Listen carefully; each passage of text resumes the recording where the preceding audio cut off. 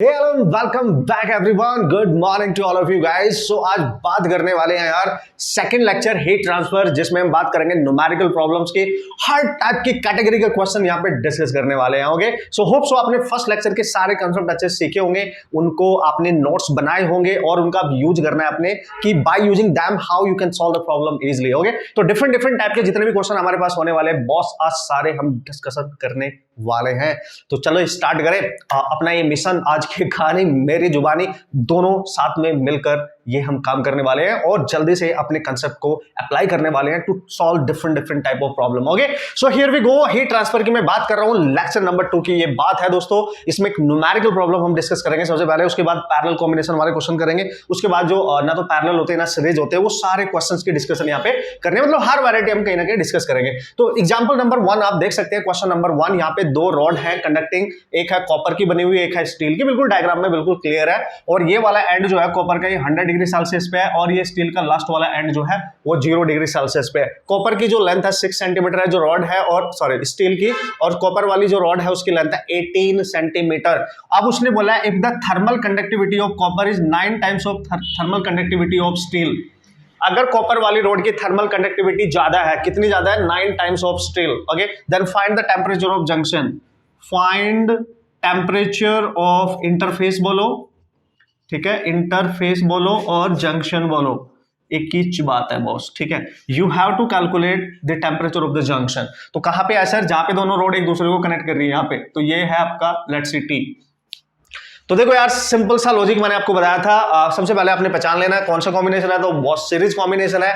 इस रॉड के स्टैंड पे हाई टेम्परेचर है तो यहां से हीट चलेगी और इसमें एंटर करेगी, तो जो हीट इसमें जा रही है वही इसमें भी जाएगी। लेट्स सी इसमें जा रही है कॉपर के नाम से HC और इसमें जा रही है स्टील के नाम से HS, तो ऑब्वियसली हाई टू लो की तरफ जाएगी। तो मैंने क्या बोला था, सीरीज कॉम्बिनेशन जब भी होगा and you have to calculate the temperature at the junction and when there is a combination only of 2 rods, है ना, 2 ही रॉड है यहाँ पे कॉम्बिनेशन में, तो हर एक रॉड में हीट निकाल लेना individually. H in copper is equal to H in S यानी स्टील, यानी ये हीट करंट है, रेट लेते हैं हम हमेशा, मैंने आपको बताया था, ठीक है।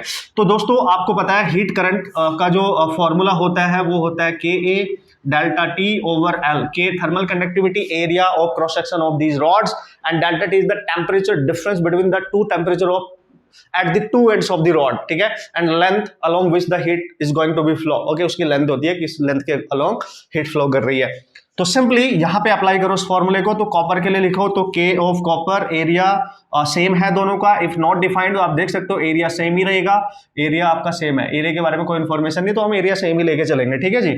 और डेल्टा टी का मतलब होता है चेंज इन टेम्परेचर। तो चूंकि आप कॉपर के लिए बात कर रहे हो बॉस, तो इस एंड पे टेम्परेचर है ज्यादा और कॉपर का दूसरा एंड ये है जहां पे कॉमन टेम्परेचर है T, तो हम लिखेंगे 100 माइनस T। ओके, और डिवाइड में इसका जो लेंथ है, लेंथ कितनी है सर? 18 सेंटीमीटर। तो आप डायरेक्ट लिख देंगे। जब 2 ही रोड हो ना कॉम्बिनेशन में, फिर आप डायरेक्ट फॉर्मूला यूज करें, फिर आप रेजिस्टेंस मेथड यूज मत करें। जब 3 कॉम्बिनेशन होंगे तब वहां पे बेटर रहता है रेजिस्टेंस फॉर्मूला। ओके, सो आप यहां पे क्या करने वाले हैं, स्टील के लिए लिखेंगे तो K इंटू A, और हाई टेम्परेचर डिफरेंस इसका हाई दिख चुकी, इधर से हीट जा रही है इस वाली में, तो इसका हाई टेम्परेचर का काम T करेगा और लो का 0 करेगा, तो T माइनस 0। ओके, और इसकी लेंथ है 6, तो ये कैंसिल हो जाएगा 3।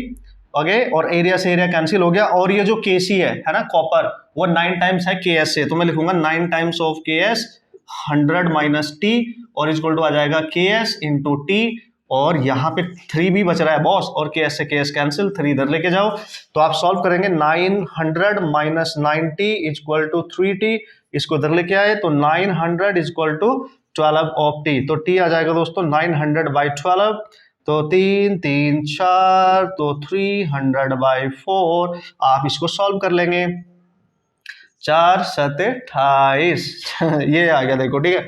75 degree Celsius should be the answer. Okay, so temperature of the junction यानी at the common point, at the common joining point of this 2 rod must be that is 75 degree Celsius. मतलब आप कह सकते हो कि इस यहां से हीट स्टार्ट हुई थी और लॉस होते होते होते यहाँ पे टेम्परेचर बढ़ता 75, फिर लास्ट में बिल्कुल पूरा हो गया 0। क्लियर है? तो स्टेडी स्टेट कंडीशन पे सारी कंडीशन हम यहाँ पे मानते हैं, मतलब इस क्रॉस सेक्शन पे अगर 100 है तो इस पे 75 है तो इस पे 0 है, कहीं और निकालेंगे तो कुछ और होगा, ठीक है? तो इस तरीके से आप अपनी कैलकुलेशन इजीली कर सकते हो, मतलब इजी है यार। अब आपको एप्लीकेशन करना आना चाहिए, जस्ट एप्लीकेशन। डिफरेंट तरीके से कैसे क्वेश्चन डिजाइन कर सकता है, सारी जानकारी मिलने वाली है। ओके, तो सब कुछ डिस्कस करेंगे, हर कैटेगरी क्वेश्चन में यहाँ पे सॉल्व करूंगा 1 by 1। हाँ, लेवल अप होते जाएंगे 1 by 1 और हर कंसेप्ट यहाँ पे सीखेंगे 1 by 1, ठीक है? तो चलिए क्वेश्चन नंबर 2 पे। अब देखो थोड़ा सा लॉजिक आपको सेट हो गया कि अगर किसी भी कॉम्बिनेशन में 2 रॉड ही रहेंगी तो कैसे क्वेश्चन को डील करना है। या तो पूछ लेगा कि उसमें टोटल नेट हीट कितनी फ्लो कर रही है, वो तो डायरेक्ट फॉर्मूले से ही आ जाएगी, ठीक है? या इसकी थर्मल कंडक्टिविटी, चूंकि यहां तो चलो दे ही रखी है, ऑब्वियसली अगर अननोन होती तो वो भी पूछ लेता आपसे, ठीक है ना? तो मतलब कुछ भी पूछा जा सकता है यार, it depends upon situation. Mostly इस टाइप के क्वेश्चन में जंक्शन का टेम्परेचर ही पूछा जाता है। नाउ अब हम बात करेंगे question number 2। Come on. Okay, so this is the next question और जल्दी से देख लेते हैं क्वेश्चन में है क्या, कंसेप्ट क्या है और क्या कुछ डिफरेंट तरीके से क्वेश्चन को पूछा गया है। सब बातें यहाँ पे करने वाले हैं और इसकी शक्ल देख के आप खुद ही बता सकते हो यार sir only 2 rods is there, और ये दोनों की दोनों जो रॉड है यहाँ पे सिलिंड्रिकल है, आप देख सकते हैं। उसने बोला बोथ कंडक्टिंग सिलेंडर्स की वो बात कर रहा है, मतलब इस फॉर्म में, जैसे मार्कर नहीं है मेरा तो उसको रॉड मान लो तो सिलिंड्रिकल फॉर्म है, ठीक है ना? तो यार एक चीज आप मान के चलेंगे, इसका जो क्रॉस सेक्शनल एरिया होगा वो कुछ अलग होगा, आप देख सकते हैं, और ये जो बड़े वाला है इसका कुछ क्रॉस सेक्शनल एरिया अलग होगा, ठीक है? दोनों सिलेंडर है यहाँ पे, और उसने दे रखा है कि ये वाला जो फर्स्ट सिलेंडर है इसका एंड है 300 डिग्री सेल्सियस पे और इसका है 100 डिग्री सेल्सियस पे। इस क्वेश्चन में देखो थोड़ा डिफरेंट तरीके से क्वेश्चन को बनाया गया है, पूछा गया है। इसमें पहले ही बोला है if R2 equal to 2R1, मतलब जो सेकंड सिलेंडर है and this is your first cylinder, इसकी जो रेडियस है फर्स्ट वाले की, सपोज करो वो R है, तो सेकंड वाले की जो रेडियस है R2 वो 2 टाइम्स है इसकी रेडियस की, है ना? जो फर्स्ट सिलेंडर है, मतलब इसका जो एरिया कम है इसके एरिया ज्यादा, तो रेडियस की फॉर्म में दे रखा है, बस आपने ऐसे ध्यान रखना है, ठीक है? एंड T एट जे का मतलब इनका जो जंक्शन टेम्परेचर है इस बार वो दे रखा है, जंक्शन पे टेम्परेचर दे रखा है, जंक्शन पे टेम्परेचर दे रखा है 200 डिग्री सेल्सियस। लेंथ दोनों की सेम है, आप देख सकते हो, having the same length find K1 और K2, मतलब इन दोनों की थर्मल कंडक्टिविटी का ratio you have to calculate the ratio of the thermal conductivity of both the thermally conducting cylinder. Okay, so यार बिल्कुल क्लियर है यहाँ पे। यार सर करेंगे कैसे भाई, कुछ भी पूछ ले, हमारा क्या जा रहा है, क्योंकि इसमें टेम्परेचर ऑफ द जंक्शन दे रखा है तो हमें से थर्मल कंडक्टिविटी का रेशियो पूछ रहा है। 2 ही रोड है, दोनों सीरीज में है, क्यों सर? 300 से हीट जाएगी, जो इसमें जाएगी वही इसके थ्रू इसमें जाएगी, तो इसमें मान लो H1 इसमें जा रही है H2, तो कुछ भी नहीं करना। जब भी 2 रोड कॉम्बिनेशन में होती है सीरीज में, तो हमेशा पहली में हीट कितनी है इक्वल टू दूसरी में, सीरीज में हीट सेम रहती है ना, सिंपल। तो पहली वाली के लिख लियो K1, आपको पता फॉर्मूला होता है हीट का, भी लिखा था मैंने KA delta T upon L। Okay, so यहाँ पे लिखेंगे K1 इसकी थर्मल कंडक्टिविटी, इसका एरिया ऑफ क्रॉस सेक्शन क्या लिखोगे, इसका रेडियस फॉर्म में है तो pi r square, cross sectional लिखेंगे ना क्योंकि हीट तो क्रॉस सेक्शन से ही एंटर करेगी, तो पाई आर 1 स्क्वायर लिख लो। और चेंज इन टेम्परेचर यहां से लेके यहां तक इसका एंड 300 और इस साइड पे कॉमन टेम्परेचर है 200, तो 300 माइनस 200, इतना तो आप समझ ही गए होंगे यार।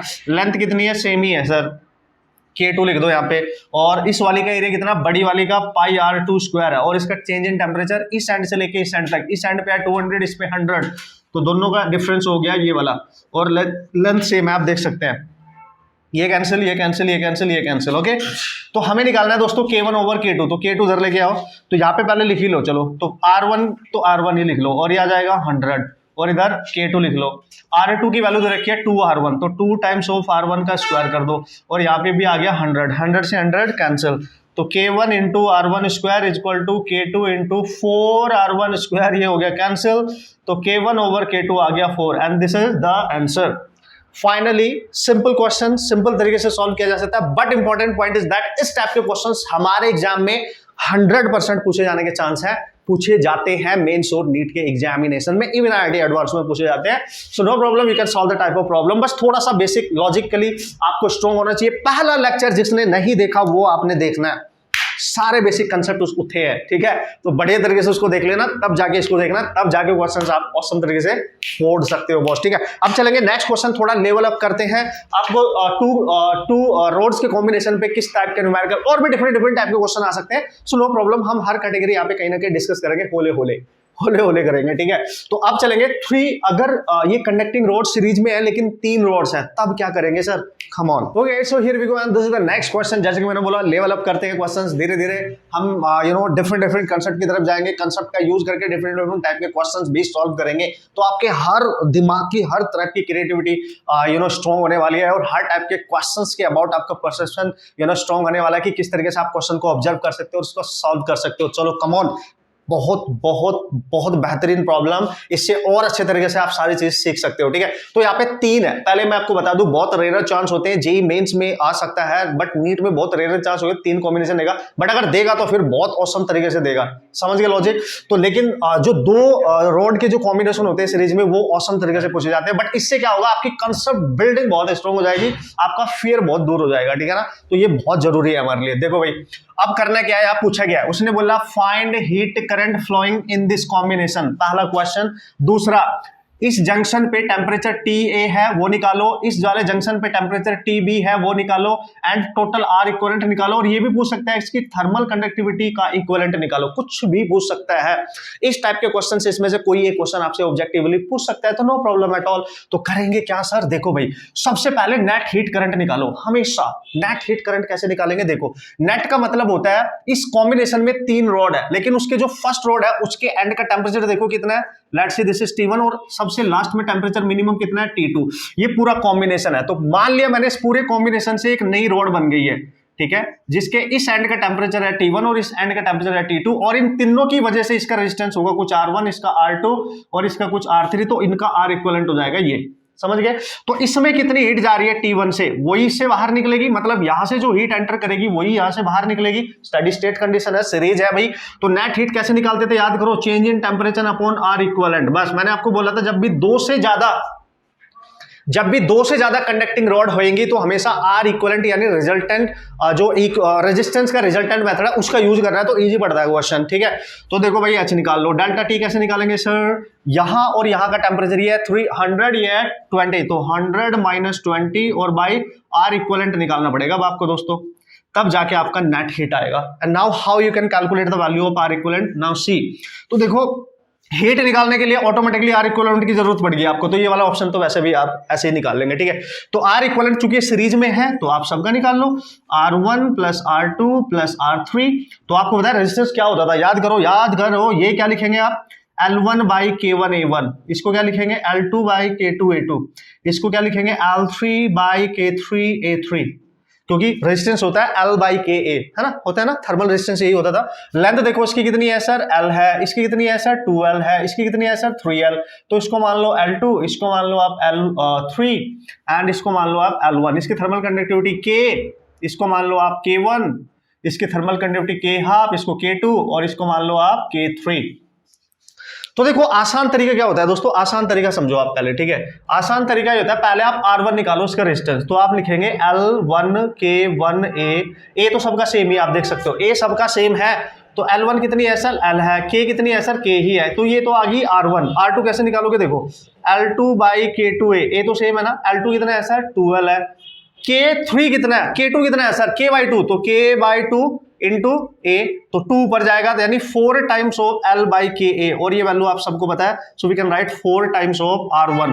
तो R2 जो आ रहा है वो R1 से 4 टाइम्स है, देखो ये R1 की वैल्यू है ना L/Ka, तो मैंने इसको रिप्लेस कर दिया और R2 को R1 के टर्म्स में कैलकुलेट कर लिया, तो हमारा क्या जा रहा है, ठीक है, तो इजी बन जाएगा। देखो R3 निकालो, L3K3A, तो L3 कितना है सर, 3L, ओके, K3 कितना है सर, K/3 इंटू A, 3 ऊपर जाएगा 9, यानी 9L/Ka, और 3, देखो ध्यान से देखो, तो ये बन गया 9 टाइम्स ऑफ R1, मतलब हर रेजिस्टेंस को हमने पहले रेजिस्टेंस के टर्म्स में लिख लिया है, तो ये इजी पड़ेगा। ओके, सो देखो यार, सारी वैल्यूज हमने कैलकुलेट कर लिया। R1 ये रहा हमारे पास, R2 R1 के टर्म्स में आ गया, R3 R1 के टर्म्स में, no problem, you just put here. अब देखो ये वैल्यू पुट करने की जरूरत ही नहीं है, तो ये और इजी हो गया आपके लिए।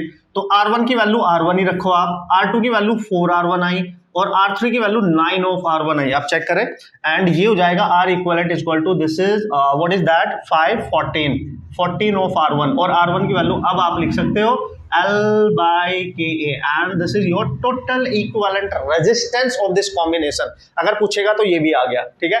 तो K इक्विवेलेंट भी पूछ सकता है, थर्मल कंडक्टिविटी का वो तो फॉर्मूला से निकालेंगे सीरीज वाले के, तो नो प्रॉब्लम लास्ट में देखेंगे, ठीक है। अभी आप हीट निकालो, देखो, ठीक है। हीट आ गई यहाँ से सर, तो हीट आएगी यहाँ पे कितना बचेगा 80 ओवर ये आ रहा है 14, ठीक है ना। और L बाई के ए, एक्चुअली इसको R1 के टर्म्स में ही लिखो, तो R1 ही लिख लो ना, इसको कैंसिल करो तो ये आ जाएगा 40/7 R1।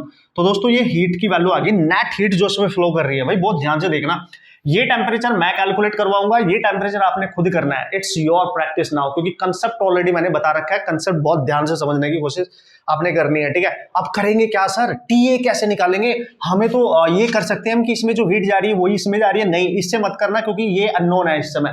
तो आपने क्या करना है, नेट हीट जो है वो जो H1 है वो भी नेट हीट के इक्वल है, इसमें जो हीट जाएगी H2 वो भी नेट हीट के इक्वल है, वो इसमें जो जाएगी वो भी नेट हीट के इक्वल है। सीरीज में क्या होता था, जितनी भी नेट हीट होती है वही H1 है, वही H2, वही H3।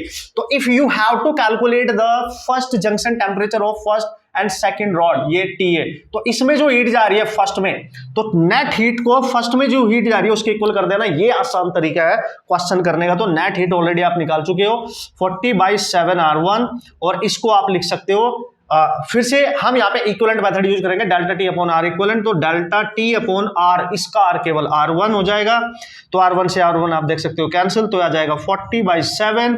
डेल्टा T क्या लिखोगे इस रॉड के लिए, 100 माइनस TA, 100 माइनस TA, क्योंकि उसी के एंड का क्रॉस देखेंगे ना, और ये तो कैंसिल हो गया, ठीक है जी। तो हम यहाँ दोस्तों लिख सकते हैं 40 = 700 माइनस 70 7TA, और ये हमें अब कैलकुलेट करना है। तो आप देख सकते हो 7 ऑफ TA = 700 माइनस 40 हो जाएगा, तो ये हो जाएगा 660, यानी TA आपके पास आ गया 660/7 डिग्री सेल्सियस, यानी इस पॉइंट का टेम्परेचर इतना होने वाला है। सिंपल है, आराम से सॉल्व किया जा सकता है, आराम से आप वैल्यू कैलकुलेट कर सकते हो। तो ये भी हो गया आपका, ये वाला भी हो गया, ये आप खुद निकाल सकते हैं। सर हम कैसे निकालेंगे? देखो, जब भी आपको, अब जो जंक्शन टेम्परेचर है ध्यान से समझना, ये जंक्शन टेम्परेचर है सेकंड और थर्ड रॉड का जंक्शन है, ठीक है। तो जो हीट थर्ड में एंटर करेगी वो लेना, यानी H को H3 के इक्वल कर देना। तो H को एज इट इज लिखोगे 40/7 R1, इसको क्या लिखोगे डेल्टा T अपॉन R। तो इसका डेल्टा T क्या है, यहां से लेके यहां तक का टेम्परेचर, यहां पे है TB, तो ये इसके लिए हाई है, और इसका लोएस्ट टेम्परेचर है 20, तो लिख देना। और इसका रेजिस्टेंस R3, और R3 की वैल्यू कितनी है, R3 की वैल्यू R1 के टर्म्स में लिखना, जिससे ये R1 कैंसिल हो जाएगा। तो यहां पुट कर देना, सॉल्व कर लेना, आपका आंसर आ जाएगा। व्हाटएवर जो भी आएगा आप सॉल्व करके मेरे को बताना। तो this is how you can solve the problem, okay. इस तरीके के सारे क्वेश्चन दोस्तों आप सॉल्व कर सकते हो मस्त तरीके से। सारे ट्रिक मैंने आपको बता दिया, सारे तरीके मैंने आपको बता दिए, इजी बना दिया, अदरवाइज बहुत लेंथी होता अगर आपको ये ना पता होता कि नेट हीट को इसके इक्वल करो, नेट हीट को इसके इक्वल नहीं करना है, ठीक है, बीच वाली के इक्वल नहीं करना है, फिर भी आप TA और TB जंक्शन टेम्परेचर कैलकुलेट कर सकते हैं। लास्ट में अगर आपसे K इक्विवेलेंट पूछेगा दोस्तों इस केस में, तो K equivalent you can calculate, याद करो मैंने एक फॉर्मूला आपको बताया था, L1 plus L1 plus L2 plus 3 है तो 3 तक ही ऐड करेंगे, 3 रोड्स है ओवर L1/K1, L2/K2, L3/K3। इस फॉर्मूले में पुट करो, सबकी लेंथ गिवन है, सबका K1 K2 K3 भी गिवन है, पुट करो direct, you can solve the problem. तो ये इस टाइप से क्वेश्चन आप सॉल्व कर सकते हैं, मस्त तरीके से मचा सकते हैं। तो ये कुछ क्वेश्चंस हो गए जो डायरेक्ट सीरीज कॉम्बिनेशन पे थे।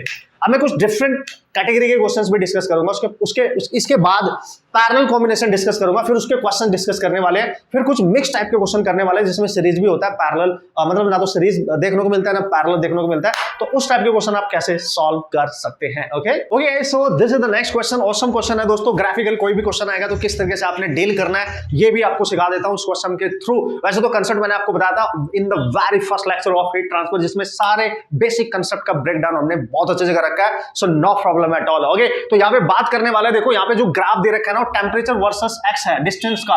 याद करो, टेम्परेचर जब चेंज होता है with respect to distance, temperature gradient कहते हैं, that is not equal to 0 in steady state, but in steady state dt over with respect to time 0 होता था, याद करो। It means according to this question हम कैसे सॉल्व करेंगे, ध्यान से देखो, ये याद है जब टेम्परेचर डिस्टेंस के रिस्पेक्ट में चेंज होता है तो 0 नहीं होता उसका टेम्परेचर चेंज, बट टेम्परेचर का change with respect to time steady state पे, स्टडी स्टेट जब आ जाती है तो फिर वो 0 हो जाता है, ठीक है, ओके। तो उसने बोला था temperature across two different slabs A and B, है ना, दो अलग अलग स्लैब हैं, एक का नाम ए है, एक का नाम बी है, ठीक है। As shown in figure in steady state, उसने बोल दिया कि दोनों स्लैब स्टडी स्टेट में है और दोनों के ग्राफ यहाँ पे बना रखे हैं। This graph is for slab A and this graph temperature versus distance for slab B, ये फॉर स्लैब बी के लिए ये दोनों ग्राफ है, ठीक है। स्लैब ए के लिए आप देख सकते हो टेम्परेचर यहाँ पे 30 डिग्री सेल्सियस से बढ़ के कहां पे जा रहा है, 50 डिग्री तक जा रहा है। स्लैब बी के लिए देखो यहाँ पे 50 डिग्री है टॉप पे और 50 डिग्री से कहां तक जा रहा है, 20 डिग्री तक जा रहा है। मतलब इसके लिए टेम्परेचर राइज कर रहा है, इसके लिए फॉल कर रहा है, क्लियरली देख सकते हो।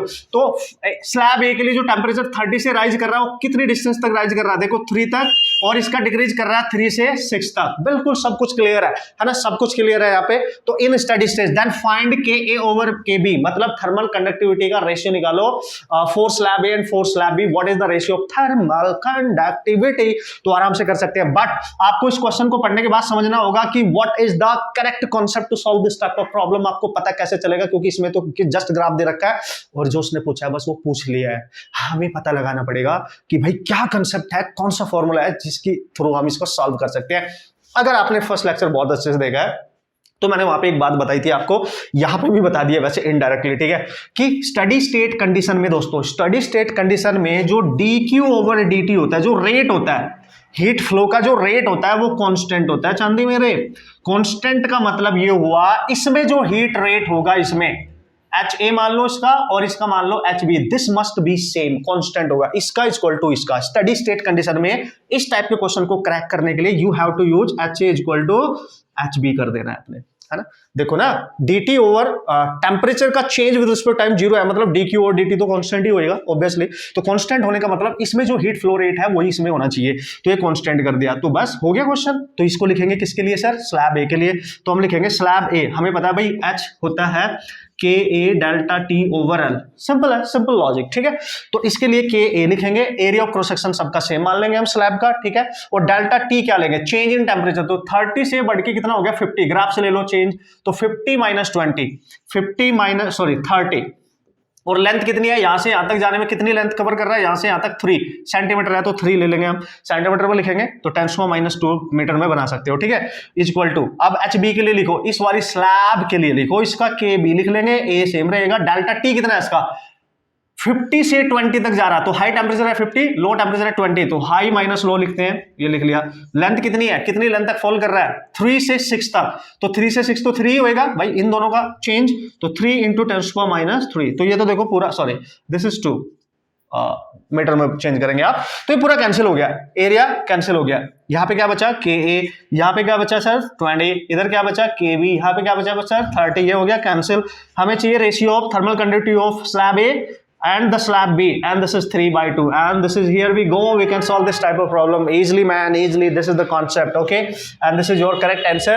तो हर टाइप का क्वेश्चन यार, you don't worry about that, her type का क्वेश्चन की मैं डिस्कस करूंगा, हर टाइप की कंसेप्ट बिल्डिंग मैं आपकी करने वाला हूं, so don't worry about that, okay. तो मजा आने वाला है, बहुत कुछ सीखने वाले हैं आज इस लेक्चर में, बहुत कुछ। अब पता है ये क्वेश्चंस मैंने सारे सीरीज डिपेंडेंट मैंने ले लिए, डिफरेंट कैटेगरी जैसे क्वेश्चन पूछे जा सकते हैं। अब हम बात कर लेते हैं पैरेलल कॉम्बिनेशन, वो भी जरूरी है हमारे लिए, ठीक है ना, वो भी जरूरी है बॉस। ओके, इसको जल्दी से देख लेते हैं, पैरेलल कॉम्बिनेशन क्या है बॉस, उसके कंसेप्ट को अच्छे से सीखते हैं, इसमें कौन कौन से मेन पॉइंट है जिन पे हमने फोकस करना है और कितने डिफरेंट टाइप के क्वेश्चन हम सॉल्व कर सकते हैं, ये सारी बातें करने वाले। उससे पहले यार, इसको समझाने से पहले एक छोटा सा नन्हा सा मुन्ना सा क्वेश्चन आपको देता हूं, क्योंकि मैंने देखा 2-3 बार ये क्वेश्चन आ चुका, पता नहीं क्यों आ चुका, क्योंकि बहुत ईजी है, आपने इसको जल्दी से क्रैक करना है। उसने बोला 2 कंडक्टिंग रॉड है, मैंने बोला ठीक है, 2 कंडक्टिंग रॉड्स, मैंने बोला बिल्कुल बढ़िया, बोथ आर इन सीरीज, मैंने कहा ऑसम ऑसम, ठीक है, दोनों सीरीज में। इसकी थर्मल कंडक्टिविटी कुछ के है, इसकी 2k है, तो बताओ k इक्विवेलेंट कितना होगा यार, क्या बात कर रहे हो यार, कर लोगे ना यार। All the rods having the same length,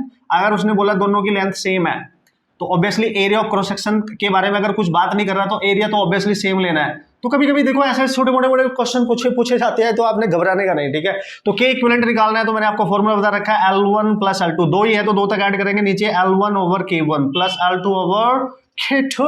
अब वैल्यू पुट करो, देखो यहां से जो फॉर्मूला बनेगा ना, this is the when the 2 rods having the different thermal conductivity are in series combination of same length and the same area of cross section, then what is the thermal equivalent thermal conductivity। तो देखो यहाँ पे length दोनों की same है, यानी L + L, तो 2L हो जाएगा ओवर यहाँ पे L/K1 plus L by K2 and this is cancel, so you can right, देखो यहाँ पे लिखोगे 2 by 1 by K1 plus 1 by K2, इसको ऐसे भी छोड़ सकते हो, ऐसे भी ऑप्शन हो सकते हैं, या फिर इसको एलसीएम ले लो, देखो एलसीएम लेंगे इसका तो K इक्विवेलेंट आप लिखोगे 2 K1 K2, जब इसका प्रोडक्ट करोगे ऊपर जाएगा और ये यहाँ पे, ये यहाँ पे, तो ये आ जाएगा K1 प्लस K2।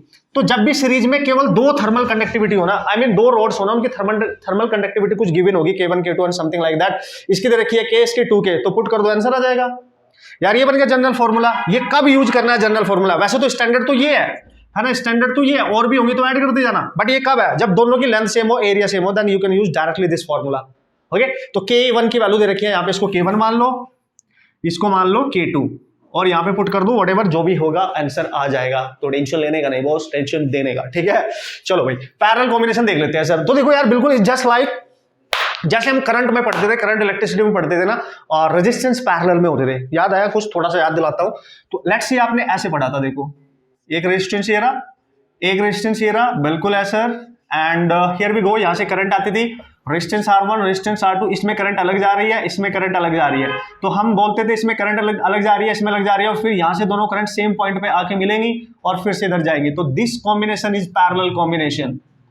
होता था बॉस? यस यस सर, बिल्कुल होता था, बिल्कुल। तो ऐसा ही करना है हमने, तो एक रॉड ऊपर एक नीचे, और नेट करंट यहां से आएगी, वो डिवाइड होगी। तो सपोज करो एक रॉड ये रही आपके पास, ठीक है, और बिल्कुल इनको ऐसे रखा कि इनकी लेंथ सेम करते हैं इस बार, ठीक है। बहुत सारी रॉड्स आप ले सकते हो ऐसे, बहुत सारी, ठीक है, एंड सो ऑन, ठीक है। तो इनका जो एरिया ऑफ क्रॉस सेक्शन है वो अलग अलग होगा इस बार। तो area of cross section A1 मान लो, A2 मान लो, A3 मान लो, चांदी मेरे, A4 मान लो, लेंथ सबकी सेम होने वाली है। लेंथ के अलोंग आपने इस तरीके से देख सकते हैं आप, ठीक है, लेंथ सबकी सेम होने वाली है। तो यहां से जो भी हीट करंट आएगी इसमें अलग जाएगी, H1 डिवाइड हो जाएगी ना, इसमें अलग टू, इसमें अलग जाएगी, इसमें अलग जाएगी, एंड सो ऑन। तो बहुत clearly you can see here कि ये जो H है ये डिवाइड हो रही है, तो H को हम लिखेंगे H1 plus H2 plus H3 and so on. So this is the first equation you have to remember in the parallel combination. जो हीट है सीरीज में इक्वल होती थी हर रॉड में, यहाँ पे जो नेट हीट है वो हर एक सिंगल रॉड की हीट के सम के इक्वल है, क्योंकि जो नेट करंट होती थी KCL के अकॉर्डिंग याद करो ना, तो वो होती थी I1 प्लस I2, है ना, प्लस I3, सीरीज में ऐसे ही करते थे ना। तो ये KCL ही तो होता है, ये भी तो KCL की तरह ही काम कर रहा है, तो ये बहुत काम आने वाला है आपके, बहुत काम। जब भी कोई हीट किसी डिफरेंट रॉड्स में डिवाइड हो जाती है तो हम वहाँ KCL वाला फंडा ही यूज करेंगे ना बॉस। और यहाँ पे नेट रेजिस्टेंस निकालते थे हम equivalent 1 by R1 plus 1 by R2 plus 1 by R3 and so on से, इससे निकालते थे। यस यस, याद आया? यस। अब ऐसे ही यूज कर लो, मान लिया इस रॉड का रेजिस्टेंस, इसका मान लो आप R1 कुछ, और इस वाली का मान लो कुछ R2, इस वाली का कुछ R3, इस वाली का कुछ R4 एंड सो ऑन। मतलब इन सबके रेजिस्टेंस ऐसे दिखाई देंगे आपको, R1 R2 R3, मान लिया मैंने 3 ले लिए, इधर से आ रही है हीट, इसमें जा रही है H1, इसमें जा रही है H2, इसमें जा रही है H3, इसका resistance sir R1 R2 R3। तो यार इनका भी तो देखो पैरेलल ही है, हीट सारी निकल के इधर से आ जाएगी। तो ये नेट रेजिस्टेंस, यहाँ पे भी नेट रेजिस्टेंस जो पैरेलल में होगा वैसे ही निकालेंगे, R1 by R2 plus 1 by R3 and so on. Now you can solve this problem by using all these concepts. You have to remember these concepts, nothing else. Okay? अच्छा sir K equivalent पूछा तब क्या करेंगे यार sir? तो देखो भाई हमें पता R की वैल्यू होती है L by KA। इस फॉर्मूले से निकाल सकते हैं हम। जब हम नेट इक्विवेलेंट रेजिस्टेंस निकालेंगे तो L तो सेम है सबका, K इक्विवेलेंट, और A नेट आपने निकालना होगा, ठीक है। A इक्विवेलेंट भी कह सकते हो आप। इसको यहां पुट करेंगे, इंडिविजुअल रेजिस्टेंस पुट करेंगे तो K इक्विवेलेंट निकल के आएगा, बस लेंथ सेम है, ध्यान से देना ध्यान। तो अगर K इक्विवेलेंट पूछे कभी भी पैरेलल के केस में, तो K1 A1 plus K2 A2 plus K3 A3 and so on divide में A1 plus A2 plus A3। ये फॉर्मूला दिमाग में रखना है, बात खत्म। किसी भी टाइप का क्वेश्चन आएगा फॉर डालेंगे। जैसे सीरीज में मैंने ये बताया आपको, वैसे पैरेलल में ये रहा, इसलिए मैंने यहाँ पे लिखा था जिससे रिलेट कर पाए। ओके, सो देख लो आप ध्यान से। तो ये formula very important. So the conducting rod are connected in parallel, तो हीट डिवाइड हो रही है पैरेलल, समझ आना, ठीक है। इस तरीके से जितनी हीट एंटर कर रही है दूसरी साइड से सेम हीट बाहर भी होनी चाहिए, तब पैरेलल होगा, ध्यान से समझना, ठीक है। तो K इक्विवेलेंट निकाल सकते हैं। अगर सर, अगर हम मान लें only for two rods in parallel, अगर दो ही रोड है पैरेलल में है, ऑफ सेम एरिया, एरिया भी सेम है, लेंथ भी सेम है, तो लेंथ तो ऑलरेडी हमने सेम ले रखी है। तो देखो केवल 2 तक ऐड करेंगे, K1 A1 K2 A2 तक, तो हम लिखेंगे K equivalent K1 A1 plus K2 A2, K1 A1 plus K2 A2, नीचे आ जाएगा A1 प्लस A2, और एरिया भी सेम ले लिया, तो एरिया बाहर लाके कैंसिल हो जाएगा, तो बचेगा K1 प्लस K2 बाई 2। आप देख सकते हो this formula is valid only for when two rods are conducting, they are connected in parallel of same length same area, then you can use this formula directly। कभी कभी पूछ ले जाते हैं छोटे मोटे से, वैसे तो आप स्टैंडर्ड फॉर्मूला याद रख के बढ़िया तरीके से आप क्वेश्चन सॉल्व कर सकते हैं, क्रैक कर सकते हैं, कोई प्रॉब्लम नहीं है। तो इतनी सी भी जानकारी अगर आप रखोगे ना चांदी मेरे, तो हर टाइप के क्वेश्चन हम सॉल्व करके आ सकते हैं। अब डिफरेंट टाइप की कैटेगरी के क्वेश्चन सॉल्व करना मैं आपको सिखाऊंगा। अब मजा आने वाला है, मिक्स करके क्वेश्चन हम करने वाले हैं, डिफरेंट टाइप की कैटेगरी क्वेश्चन यहाँ पे हम करने वाले हैं। इस पर्टिकुलर लेक्चर में आपके सारे फंडल क्लियर करा दूंगा, जितने भी टाइप के क्वेश्चन पॉसिबली आ सकते हैं या आने वाले हैं या आए हैं, हर टाइप के क्वेश्चन आप कर सकते हो, PYQ जाके आप कर सकते हो ऑसम तरीके से। Okay so here we go and this is the very first question. देखो यहाँ पे जो मिक्स टाइप के क्वेश्चंस होते हैं उनके हम डिस्कशन करने वाले हैं, जिसमें हम ना ये पता लगा सकते हैं कौन सा सीरीज है, ना पता लगा सकते हैं कौन सा पैरेलल है, बट उनको सॉल्व कैसे कर सकते हैं, कंसेप्ट क्या है उनके बिहाइंड। देखो यार अब वैसे टाइप के क्वेश्चन आएंगे, यू नो सारे मिक्स टाइप के क्वेश्चन आएंगे, तो बस आपने पहचानना है कि सीरीज है कि पैरेलल है या कोई भी नहीं है, तो फिर कैसे सॉल्व करना है, ये सारी टेक्निक आपने सीखनी है, ठीक है। तो this is the first question, और जल्दी से ध्यान से बढ़िया तरीके से देख लो। क्वेश्चन को करने से पहले तुरंत पढ़ लो, ऑसम टेक्निक बताने वाला हूं, शॉर्ट ट्रिक बताने वाला हूं, फंडा बताने वाला हूं, सारे कंसेप्ट यहां पे क्लियर हो जाएंगे आपके, ठीक है। उसने बोला ऑल रोड्स आर आइडेंटिकल, सारी की सारी रोड एक जैसी हैं, आइडेंटिकल है। And find the junction temperature, मतलब कितनी रोड्स है, सबसे पहले देख लो 3। फर्स्ट इसको मान लो first road, second road, third road, 3 roads हैं, and one end of all these 3 roads are connected at this same point, so temperature of this point is T and we have to calculate T, this is the junction temperature, ठीक है। पता है ना junction क्या होता है, जहाँ पे 2 या 2 से ज्यादा रॉड्स आपस में कनेक्ट करेंगे, उसी को जंक्शन कहते हैं यार, ठीक है ना। तो क्या करेंगे सर, सब कुछ आइडेंटिकल, आइडेंटिकल का मतलब क्या होता है सर, ध्यान से समझना। आइडेंटिकल का मतलब अगर क्वेश्चन में कुछ भी नहीं गिवन है और केवल बोला है आइडेंटिकल, किसी के बारे में बात नहीं करी, एरिया, लेंथ और थर्मल कंडक्टिविटी, इट मींस इसकी लेंथ भी सेम, इसकी लेंथ भी सेम, इसकी लेंथ भी सेम, इसका एरिया भी सेम, इसकी कंडक्टिविटी भी सेम, इसका एरिया वही होगा जो इसका है, कंडक्टिविटी भी, एरिया भी और कंडक्टिविटी, मतलब सबके तीनों के तीनों फैक्टर सेम होने वाले हैं, लेंथ भी, एरिया भी और कंडक्टिविटी भी। इसका मतलब है आइडेंटिकल्स है ना। हो सकता है वो डायमेंशन सेम कर देता, के अलग अलग दे सकता है, बताऊंगा, टेंशन नहीं लेने का। आप ध्यान से समझना जो मैं बताने जा रहा हूं, मजा आ जाएगा बॉस। तो पहले तो बताऊंगा कंसेप्ट क्या है, ध्यान से समझियो कंसेप्ट क्या है, ठीक है ना, कंसेप्ट क्या है, फिर बताऊंगा मेरा फंडा क्या है, वी फंडा क्या है। क्या पता क्वेश्चन को आपको सॉल्व करना ही ना पड़े, ज्यादा कुछ टाइम वेस्ट ही ना करना पड़े, तो दोनों टेक्निक आपने यहाँ पे सीखनी है मस्त तरीके से। पहले तो फंडा, पहले तो कंसेप्ट देख लो, कंसेप्ट बहुत जरूरी है, आपको आना चाहिए, ठीक है ना बॉस। सबसे पहले देखो तीनों रोड में किस एंड पे सबसे ज्यादा टेम्परेचर है ना, अलग अलग है या सेम टाइप के है, ठीक है, ध्यान से समझना भाई। तो देखो यार आपने देखा इस थर्ड रॉड के इस एंड पे टेम्परेचर नहीं पता है, इस रॉड के फर्स्ट रॉड के इस एंड पे टेम्परेचर नहीं पता है, इस रॉड के भी इस एंड पे, क्योंकि कॉमन है तीनों के लिए, बट इसके एंड पे 0 डिग्री है, इसके इस एंड पे 60 है, इसके इस एंड पे 60 है, ये दोनों तो सेम है और मैक्सिमम भी है, इसके कंपैरेटिवली ज्यादा है। मतलब हम मान रहे हैं कि ज्यादा से हीट इधर से आ रही है, वैसे तो आप कुछ भी मान लो, इधर से मानो, ठीक है, मैं इधर से मान रहा हूं H1 और इधर से आ रही है हीट H2। आप खुद देख सकते हो KCL क्या बोलता था कि इस जंक्शन की तरफ हीट आ रही है, जो रीचिंग हीट है उनका सम, जो रीच कर रही है जंक्शन को, मस्ट बी इक्वल टू जो इसमें एंटर करेगी, लेट्स सी H3, दोनों मिलके इसमें जाएंगी। क्यों? क्योंकि इन दोनों के टेम्परेचर इससे ज्यादा है, तो हाई से हीट आती है और लो की तरफ जाती है, ऐसा भी सेंस लगा सकते हो। क्वेश्चन ही तो सॉल्व करना है यार। तो यहां से जो हीट आएंगे मिलके इसमें जाएगी, क्योंकि लो है ना, लो साइड जाएंगे क्योंकि लो टेम्परेचर उधर पे। तो आप लिखेंगे इसमें से आने वाली प्लस इसमें से आने वाली इक्वल टू थर्ड में जाने वाली, बस बन गया। देखो एक तरीके से KCL मेथड ही तो है ये। अबे ऐसे ही तो कर देते। देखो यहाँ पे एक रेजिस्टेंस होता था, समझ गए आप, ठीक है ना, यहाँ पे एक रेजिस्टेंस मैंने मान लिया, एक रेजिस्टेंस यहाँ पे मान लिया, एक रेजिस्टेंस आप ऐसे मान लो, एक ही बात है। देखो यहाँ पे कुछ पोटेंशियल मान लो, V इसका रेजिस्टेंस R1, इसका R2 और इसका R3, यहाँ पे आपने ज्यादा टेम्परेचर, यहाँ पे कम, इस तरीके से आप मानते थे, ठीक है। तो वही सेम फंडा है यार। आप देखो यहाँ से आ रही है करंट I1, इधर से आ रही है I2, सपोज करो इसमें चली गई I3, तो ये दोनों आ रही है, तो इनका सम इसके इक्वल होगा, I1 प्लस I2, ऐसे आप लिख सकते हैं, सिंपल है, ठीक है। अब आ जाओ H1 लिखो पहले। अब H1 को क्या करोगे, हमें पता है इस रॉड में हीट क्या है, हीट का फॉर्मूला आप सबको पता है, KA डेल्टा T/L, सबको पता है, नो प्रॉब्लम गाइस, सबको पता है। तो इसके लिए K कितना है, K ही है सर, K ही तो है, A कितना है, A ही है सर। डेल्टा T कितना है, हाई माइनस लो, इसके लिए इसके इस एंड का टेम्परेचर 60 है, इस वाले का T है, तो 60 माइनस T, और इसकी लेंथ कितनी है L। अभी मैं कंसेप्ट सिखा रहा हूँ, फंडा बताऊंगा अपना डायरेक्ट, ध्यान से सीखो, मजा आएगा, ठीक है। प्लस यहाँ पे लिख रहा हूँ मैं H2 कितना है सर, देख लो भाई, इसमें तो यहाँ लिखेंगे K, A तो सबका सेम है, L सेम है, टेम्परेचर डिफरेंस देखना बस 60 माइनस टी, तो मैं लिखूंगा 60 माइनस टी वो 3, अच्छा ये आ गया, yes, is equal to S3। देखो S3 में जो हीट है वो T की साइड से 0 की तरफ जा रही है, तो इधर से इधर जा रही है, तो K A L तो सेम है, डेल्टा T होगा T माइनस 0। देखो ये सब कॉमन आके कैंसिल, यहां बचा 60 minus T plus 60 minus T, इधर बचा आपका टी, तो ये हो गया 120 minus 2t is equal to T, इधर लेके जाओ 120 is equal to 3t, and ये आ गया दोस्तों 40 degree Celsius is the temperature in this combination of this junction.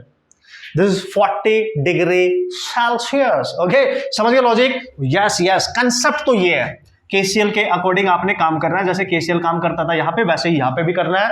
अगर इस टाइप के क्वेश्चन आए तो ऐसे ही सॉल्व करने हैं। तो यहाँ पे इसमें करंट अलग है, इसमें करंट है, फिर वो इसमें जा रही है, ना कोई सीरीज ना कोई पैरेलल है, यू कैन डिफाइन। ओके, तो आपने ये वाला मेथड यूज करना है फिर कि किन दो या बहुत सारी रोड हो सकती है, जरूर 3 ही है, 4 भी हो सकती है यार, एक क्वेश्चन मैं करके दिखा दूंगा आपको, 4 भी हो सकती है। तो आपने बस दिमाग क्या लगाना है, जहां पे मैक्सिमम टेम्परेचर है वहां से हीट को लेके आना है, और जहां पे सबसे मिनिमम टेम्परेचर है जिस एंड पे रोड के, सबको सम करके उसमें एंटर करा देना है, बस खत्म, इक्वेट कर देना है। ओके, फंडा क्या है सर, फंडे की बात कर ले। यस, आ जाओ ध्यान से। अगर न्यूमेरिकल में गलती से बोला उसने if all rods are identical, ध्यान से समझना, अगर उसने बोला ये मेरा फंडा इसी पे अप्लाई हो गया, कंडीशन ध्यान से रखना, ये condition, if all rods are identical, अगर सारी रोड दोस्तों आइडेंटिकल्स है, मतलब एरिया, लेंथ और केस सबकी सेम है, तो बस सॉल्व करने की जरूरत नहीं है, ये करने की जरूरत नहीं है। ये मैंने इसलिए बताया कि अगर आइडेंटिकल नहीं है तो ये करना ही है, फिर इसी से करना है। बट अगर वो सारी आइडेंटिकल है, जैसे इस क्वेश्चन में ऑलरेडी था, तो आपने क्या करना है, जंक्शन का टेम्परेचर यू कैन कैलकुलेट। देखो हर कॉर्नर का, हर एंड का, रोड के हर एंड का जो नॉन टेम्परेचर है, दिस सम करो, 60 प्लस 0, जितनी भी रोड है उतने से डिवाइड कर दो, 1 2 3, आ गया answer 120/3, that is 40 degree Celsius. खत्म, no physics formula, nothing, you can solve the problem very quickly without using any formula. Amazing ना, अमेजिंग बॉस। क्या बोला मैंने, जब भी सारी रोड आइडेंटिकल होंगी, उनके सारे एंड के टेम्परेचर का सम करना, 2 है तो 2 तो ऑब्वियसली नहीं होंगी, 3 है तो 3 का, 4 है तो 4 का, 5 है तो 5 का, उनके एंड के टेम्परेचर को ऐड करो, जितनी भी रोड है उसी से डिवाइड कर देना, आंसर डायरेक्ट आ जाएगा, अप्लाई करने की जरूरत भी नहीं है। ऑसम, मचा दोगे ना? यस। तो यार सर अगर ऐसा हो गया, इनका लेंथ अलग अलग हुआ, एरिया अलग अलग हुआ, के अलग अलग हुआ, फिर आप फंड अप्लाई नहीं करेंगे, फिर आप ये कंसेप्ट अप्लाई करेंगे, कर ही लोगे यार, क्या बात कर रहे हो, अब तो आप 4 ही डालोगे, ठीक है।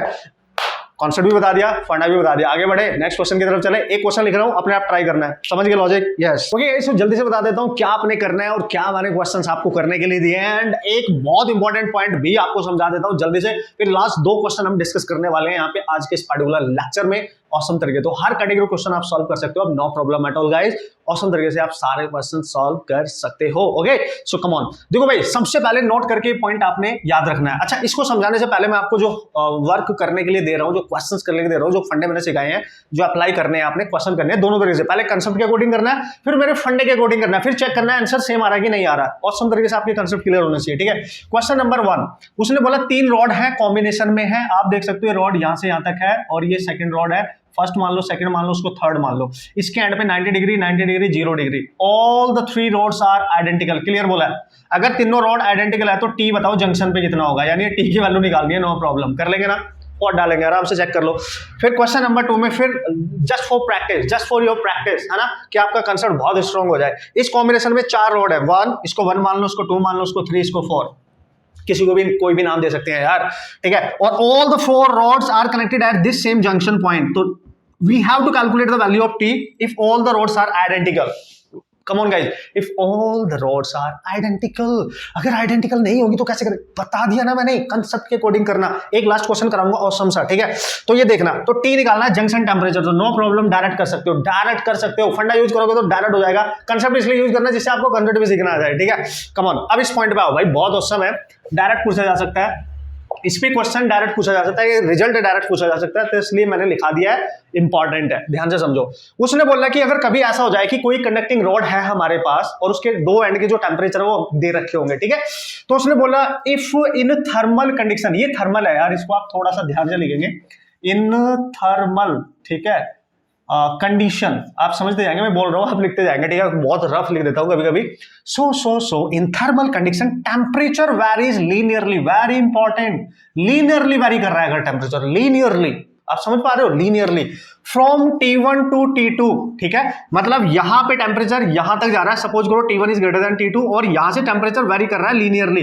जब आप इधर इधर जाओगी, हीट इधर से इधर जा रही होगी, तो जो टेम्परेचर का जो वेरिएशन है वो लीनियर फॉर्म में है, समझ गए लॉजिक, है ना। तो इसका मतलब अलोंग द लेंथ के अलोंग, है ना, ये जो रॉड है इसकी लेंथ सपोज करो L है, इधर से लेंथ के along, then the temperature at of mid point, very important. अगर दोस्तों ये सिचुएशन हो, एक रॉड दे रखी है थर्मल कंडक्टिंग, उसके दोनों एंड के टेम्परेचर दे रखे हैं और उसने बोला T1 से T2 तक जाने पे जो टेम्परेचर का वेरिएशन हो रहा है वो लीनियरली हो रहा है, तो बताओ उसके एग्जैक्टली मिड पॉइंट पे टेम्परेचर क्या होगा।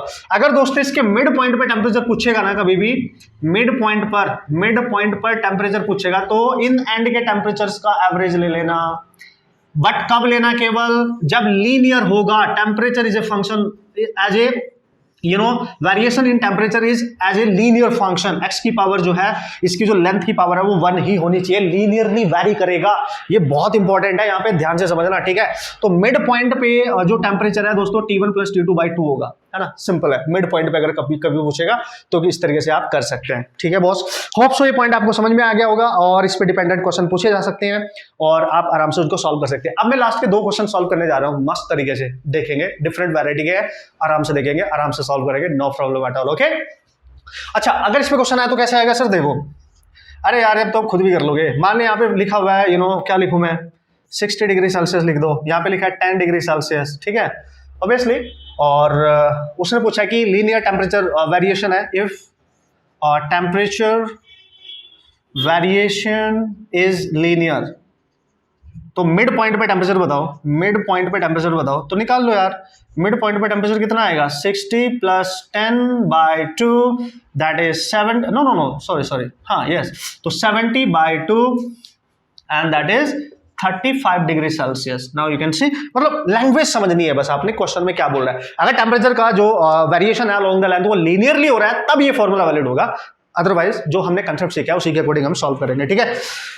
ओके गाइस, सो इतनी सी थी ये कहानी, मेरी जुबानी। अब लास्ट के जो, जैसे कि मैंने आपको बोला, लास्ट के 2 क्वेश्चन है, जल्दी से देख लेते हैं क्या है उनकी कहानी और किस तरीके से वो आ सकते हैं। नीट में उनके आने के चांस बहुत रेयर होंगे, बट आएंगे तो एज इट इज आ सकते हैं, जो मैं यहाँ पे बताने वाला हूँ। पर जेईई मेंस तुम्हारे लिए बहुत इंपॉर्टेंट है और आपके एग्जाम में 100% चांस होते हैं इस टाइप के क्वेश्चन आने के। Okay guys, come on. तो ऐसे जल्दी से देख लेते हैं लास्ट के 2 क्वेश्चन क्या है, कितने औसम हो सकते हैं, कितने टाइप के कंसेप्ट यहाँ पे किस तरीके से आप यूज करने वाले हैं और किस तरीके से इजीली इन क्वेश्चन को आप अंडरस्टैंड करने वाले हैं, उनके कंसेप्ट का यूज करके आप इस क्वेश्चन को फोड़ने वाले हो, ठीक है। तो जल्दी से देखते हैं, पहले इसको पढ़ लेते हैं, इसकी शक्ल आप देख लो, बहुत प्यारी सी शक्ल है, टिपिकल सी है सर, प्यारी सी तो नहीं है, ठीक है, बट कहीं ना कहीं इस क्वेश्चन को आपने देखा होगा, हैंडल किया होगा, इस टाइप की कैटेगरी क्वेश्चन किए होंगे। इजीली आप कैसे अप्रोच कर सकते हो, इजीली कंसेप्ट कैसे अप्लाई कर सकते हो और अपने सारे कंसेप्ट को किस तरीके से आप बेहतरीन वे में इसमें अप्लाई कर सकते हैं इसको सॉल्व करने के लिए, ये सब हमारा मेन प्रोसेस होने वाला है, ठीक है। उसने बोला है इसमें कितनी रॉड्स है, नंबर ऑफ रॉड्स 1 2 3 4 5 6 रॉड्स है, देख लेते हो किस टाइप की है। All the rods having the same area, हर एक रॉड का एरिया सेम है, लेंथ भी सेम है, व्हाटएवर जो भी आप मान लेंगे। अब उसने बोला है जो फर्स्ट रॉड है, ये फर्स्ट सेकंड थर्ड, इसकी थर्मल कंडक्टिविटी कुछ K है, और जो 4th 5th और 6th रॉड है, मतलब 3 की K है और 3 की रिमेनिंग 2K है ना, उनकी डबल है, मतलब पहली रॉड दूसरी तीसरी की थर्मल कंडक्टिविटी K है, 4th 5th और 6th की 2K है। Then find the R equivalent, net resistance बताओ इस कॉम्बिनेशन का, as well as temperature at point B, इस पॉइंट पे जो बी पॉइंट है ये इसका टेम्परेचर बताना है, ये भी बताना है टेम्परेचर, और इस कॉम्बिनेशन का पूरा नेट इक्विवेलेंट रेजिस्टेंस बताना है, मतलब ए और ई के बीच में नेट रेजिस्टेंस कितना होगा। क्या बात कर रहे हो यार, इलेक्ट्रिकल एनालॉजी का यूज कर डालो, फॉर डालो, इजिली सॉल्व कर डालो इसको, ठीक है। तो आर इक्विवेलेंट पहले निकालेंगे तो टी भी निकालना और भी आसान हो जाएगा ना। देखो अब आपने क्या करना है, बहुत बढ़िया तरीके से देखना, एज इट इज ए से लेके बी तक का रेजिस्टेंस बना दो, पहले ए से बी तक रेजिस्टेंस बन गया सर, अब बी से सी तक रेजिस्टेंस बना दो सर, ठीक है। वैसे ही नीचे डी तक रेजिस्टेंस बना दो सर, हर रोड का अपना रेजिस्टेंस होता है, और इनके बीच में सी से डी रेजिस्टेंस बना दो सर। अब आपको खुद दिखने लगेगा कि कैसे सॉल्व करना है, ठीक है, देख लो आप। ये वाला C और E और ये वाला D और E, तो this is the point E, और पॉइंट A पे जो टेम्परेचर है दैट इज 20 डिग्री सेल्सियस और यहाँ पे जो temperature that is 120 degree Celsius and B point पे चाहिए। पहले तो रेजिस्टेंस निकालेंगे। लेट्स सी दोस्तों, अगर आप बहुत क्लियरली ध्यान से देखो, इसका रेजिस्टेंस कुछ R1 होगा, इसका इसी के नाम से R2 लिख लो, R3 लिख लो, R4, R5 और R6। पहले सारी वैल्यूज निकाल लेते हैं, इमेजिन कर लेते हैं, जल्दी से क्वेश्चन हो जाएगा। कैसे सर? देखो, अगर आप R1 निकालोगे तो पहली रॉड का रेजिस्टेंस L बाई, देखो R होता है L बाई के ए, यस, उसकी लेंथ है L, K कितनी है उसकी पहली वाली की, K ही है, और एरिया ये रहा। वैसे ही R2 R3 लिख लो सेम, यही R2 है और यही R3 है, क्योंकि फर्स्ट 3 रॉड्स की K सेम है तो उन सबका रेजिस्टेंस भी तो सेम होगा, क्योंकि लेंथ और एरिया तो पहले से ही सेम है। अब निकालो R4 वाली का और 5 वाली का और 6 वाली का, L बाई के ए, यानी L सेम है, A सेम है, लेकिन जो K है इन 3 का वो 2K है, तो आप लिख सकते हो 1/2 L बाई के ए, और ये किसकी वैल्यू है? R1, R2, R3, यानी आप इसको लिख सकते हो कि जो R4 वाले का रेजिस्टेंस है, 5 का है और 6 का है, वो R1 और 2 और 3 वाली से हाफ है। समझ गए लॉजिक? हाफ मतलब अगर इसका रेजिस्टेंस R है कुछ और R2 का भी R है कुछ और इसका भी R है कुछ, तो इन तीनों का 4, 5 का ये इसका हाफ आ रहा है। देख लो उस क्वेश्चन जो हमने किया है, ये हाफ आ रहा है, R/2, बस हो गया। तो जैसे रेजिस्टेंस पता चल गया, you can solve the problem. यार क्या बात कर रहे हो? तो B, पहले नेट रेजिस्टेंस निकालते हैं A और E के बीच में नेट। तो देखो पहले इस सर्किट को सॉल्व करो, यहां से जो भी करंट आएगी, लेट्स सी, देखो ये हीट करंट जो भी आएगी 120 से 20 की तरफ जाएगी ना, हाई टू लो जाती है ना, तो वो डिवाइड होगी, इसमें अलग इसमें अलग। यस सर दोनों पैरेलल है? नहीं है, देखो ध्यान से, नहीं है। इसमें जो करंट जा रही है और इसमें जो करंट जा रही है वो पैरेलल कैसे हो सकता है? इन दोनों के एंड यहाँ पे है लेकिन दूसरा एंड कहीं और है, तो they are not in parallel, है ना, they are not in parallel. ठीक है, तो अब क्या करें सर? कुछ और फंगा, 1 2 3 4 5 रेजिस्टेंस है, याद करो, balance Wheatstone bridge condition apply कर सकते हो। बैलेंस व्हीटस्टोन ब्रिज क्यों सर? इस पॉइंट पे दोनों रेजिस्टेंस का रेशियो R/R 1 आएगा, ई पॉइंट पे दोनों रेजिस्टेंस का रेशियो R/2 1 ही आएगा, मतलब रेशियो सेम आ रहा तो बीच का रेजिस्टेंस हटा सकते हैं। अब हम इसको सॉल्व कर सकते हैं। अब यहां से जो करंट जाएगी इसमें और इसमें सेम जाएगी, इसमें और इसमें सेम जाएगी, तो ये दोनों होंगे सीरीज में, यानी हम लिखेंगे 3R/2 और ये दोनों भी होंगे सीरीज में 3R/2 और इनका कॉम्बिनेशन पैरेलल। मैं बना ही देता हूं, क्या याद रखोगे आप भी? ये B पॉइंट है और इनके बीच में एक रेजिस्टेंस आ गया, ये E पॉइंट है, तो ऐसे ऐसे ऐसे, रुको जरा, रुको, तो यहाँ पे आएगा 3R/2, ये भी आ गया 3R/2, दोनों पैरेलल में है कि नहीं है? तो इनको भी सॉल्व कर लो। सर पैरेलल में कैसे करेंगे? तो कर लेंगे ना यार, देखो ये तो आ ही गया है। तो पैरेलल में हम कैसे निकालते थे, याद करो, 1/R इक्विवेलेंट 1/R1, ये रहा 3R/2, 2 ऊपर लिख लो, प्लस यहाँ पे भी 1/3R/2, 2 ऊपर लिखो, एलसीएम आ गया तो 4/3R आ गया, तो this is 1/R equivalent actually, तो you can write this is R equivalent is equal to 3R/4, क्योंकि रिवर्स भी तो करना है, तो 3R ऊपर जाएगा, 4 नीचे आएगा। अब यहाँ पे A पॉइंट है और A पॉइंट के बीच में यहाँ पे कोई रेजिस्टेंस था, ये R, ये वाला, और अब यहाँ B से लेके E तक के बीच में एक ही रेजिस्टेंस बचा आपके पास, दैट इज ये E पॉइंट, ये B पॉइंट, और यहाँ रेजिस्टेंस बता 3R/4। Now guys you can C both, यहाँ से जो हीट करंट जाएगी वो इसमें सेम होगी, दोनों सीरीज में है, तो A और B के बीच में नेट रेजिस्टेंस आ गया R प्लस 3R/4, यानी 7R/4, और R की वैल्यू आपने ऑलरेडी निकाल रखी है 7/4R। R की वैल्यू कितनी आई थी? R1, R मतलब R1 यार, ये जो R है ये R1 के इक्वल है, एंड ये थी L/KA, तो इसके टर्म्स में लिख सकते हो L/KA, and this is your answer. Now guys you can see this is your answer. Clear है? ये तो हो गया नेट इक्विवेलेंट रेजिस्टेंस। आपसे पूछा टेम्परेचर एट पॉइंट बी, क्या बात कर रहे हो यार, टेम्परेचर एट पॉइंट बी, यानी इस पॉइंट पर टेम्परेचर बताओ, क्योंकि इस पे है 120 डिग्री सेल्सियस और इस पे है 20 डिग्री सेल्सियस, तो निकाल सकते हैं ना इजिली। क्या करना है, देखो इसमें जो हीट जाएगी, देखो सीरीज में है दोनों, ये और ये सीरीज में है, तो इसकी हीट इज इक्वल टू इसकी हीट, ये तो मैंने सिखा ही रखा आपको, आप आराम से कर सकते हैं। मैं यहां पे लिख रहा हूं और यहीं से सॉल्व करेंगे, ठीक है, यहीं पे सॉल्व करेंगे। तो आपने अगर B का टेम्परेचर निकालना है तो इसमें हीट निकाल लो पहले में, यानी heat in AB is equal to heat in BE, ठीक है, हीट करंट यार। तो कैसे लिखेंगे? रिजल्टेंट मेथड यूज कर सकते हैं, डायरेक्ट भी कर सकते हो, जो आपका इक्विवेलेंट रेजिस्टेंस मेथड था। आपको पता है इस रॉड का AB का रेजिस्टेंस आ रहा है, तो मैं लिखूंगा डेल्टा T AB, उसका resistance is equal to delta T BE, और उसका रेजिस्टेंस कितना है निकल के, यहां से लेके यहां तक 3R/4, 3r/4, r से r कैंसिल, तो डेल्टा ई को कैसे लिखोगे? फर्स्ट रोड ये जो बची है ए से बी तक, इसका टेम्परेचर है 120 माइनस टीबी। लेट्स सी यहाँ पे टेम्परेचर है टीबी, इनका टेम्परेचर डिफरेंस लेते हैं ना बॉस, तो ये बन जाएगा 120 माइनस टीबी, आर तो कैंसिल हो गया है, तो ये 4 ऊपर जाएगा तो 4/3, और इसका टेम्परेचर डिफरेंस क्या लेंगे? बी और ई के बीच में, तो इधर से करंट जा रही है तो TB minus 20, this is TB minus 20। Okay, clear है? तो इसको इधर लेके आओ, तो 360, 3 का मल्टीप्लाई करो, माइनस 3 टीबी और इक्वल टू 4 टीबी और माइनस 80। ले क्या बात कर दी, ले भाई।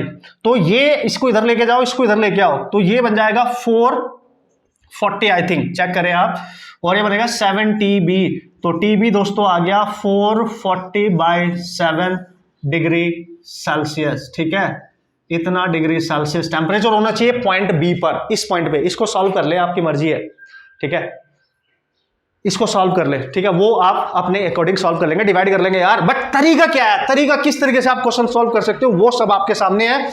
और क्वेश्चन अगर इस तरीके से आएगा तो आप आराम से इजीली क्वेश्चन को सॉल्व करके आ सकते हैं, नो प्रॉब्लम एट ऑल, सब कुछ आपके सामने है। ओके, सो सारे क्वेश्चन हमने सॉल्व कर लिए यार, औसम तरीके से आप इनको देख लेना। लास्ट का एक क्वेश्चन बचा है, बट क्या करूं, लास्ट का एक क्वेश्चन बचा है, चलो नेक्स्ट वीडियो में करा दूंगा, नो प्रॉब्लम एट ऑल। आप अच्छे से प्रैक्टिस कर लेना, ठीक है, सारे कंसेप्ट डिस्कस कर लेना, और जितने भी कंसेप्ट है उनको रिवाइज करने के बाद न्यूमेरिकल सॉल्व करने, कहीं भी फंसोगे तो मेरे को क्वेश्चन बताना है, और no problem at all, without any hesitation message share करना है। Okay, and all the best.